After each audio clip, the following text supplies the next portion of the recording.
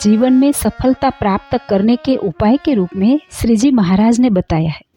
श्री जी महाराज ने कहा, जिस भक्त को अच्छा बुरा समझने की समझ होती है वह अपने अंदर जो भी बुराइयां होती हैं उन्हें पहचान कर छोड़ देता है। अगर उसे किसी संत या सत्संगी में कोई कमी दिखाई दे तो वह उस कमी की तरफ ध्यान नहीं देता, बल्कि उनके अच्छे गुणों को ही अपनाता है। भगवान के बारे में तो वह कभी कोई दोष नहीं देखता, क्योंकि भगवान में कोई दोष होता ही नहीं। भगवान और संत जो भी बातें कहते हैं वह उन्हें बिल्कुल सच्ची मानता है और उन पर कोई शक नहीं करता। जब संत यह बताते हैं कि तू शरीर, मन, इंद्रिया और प्राण से अलग आत्मा है और वह सब चीज़ें असत्य है, तो वह भक्त इन बातों को सच्चा मानता है और खुद को आत्मा मानकर ही व्यवहार करता है। वह मन से भी उलझन में नहीं पड़ता। जो भी वस्तु या संगति उसे भगवान के रास्ते से दूर ले जाती हो या जिसमें फंसकर उसका धर्म बिगड़ता हो, उसे पहचान कर वह उससे दूर रहता है।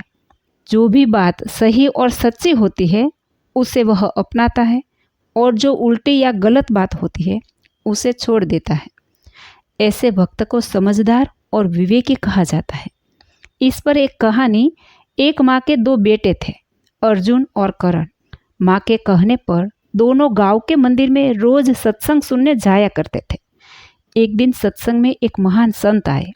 उन्होंने सबको समझाया, जो अपने अवगुण पहचान कर उन्हें छोड़ दे और दूसरों में सिर्फ अच्छे गुण देखे वही सच्चा विवेकी है। उन्होंने आगे कहा, तुम शरीर नहीं हो, तुम आत्मा हो।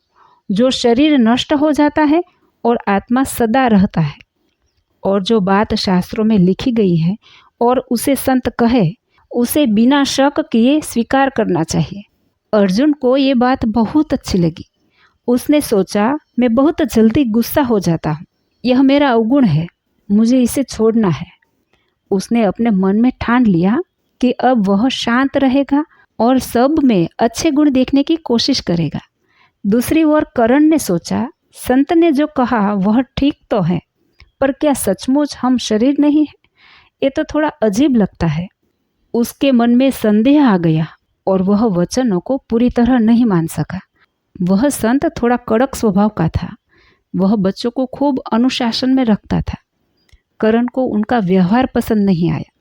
वह कहने लगा, ये संत तो कठोर है, मुझे इनसे कुछ सीखने की इच्छा नहीं है। अर्जुन ने यह बात माँ को बताया। तब माँ ने कहा, बेटा, संतों के व्यवहार को नहीं, उनके गुण और वचन को देखो। अगर वह कठोर है तो भी वह हमारी भलाई के लिए कहते हैं। हमें उनमें जो सच्चाई है वही लेनी चाहिए।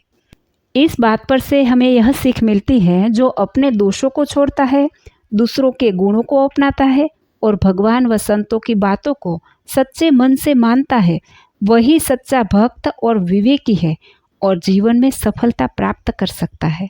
जय श्री स्वामीनारायण।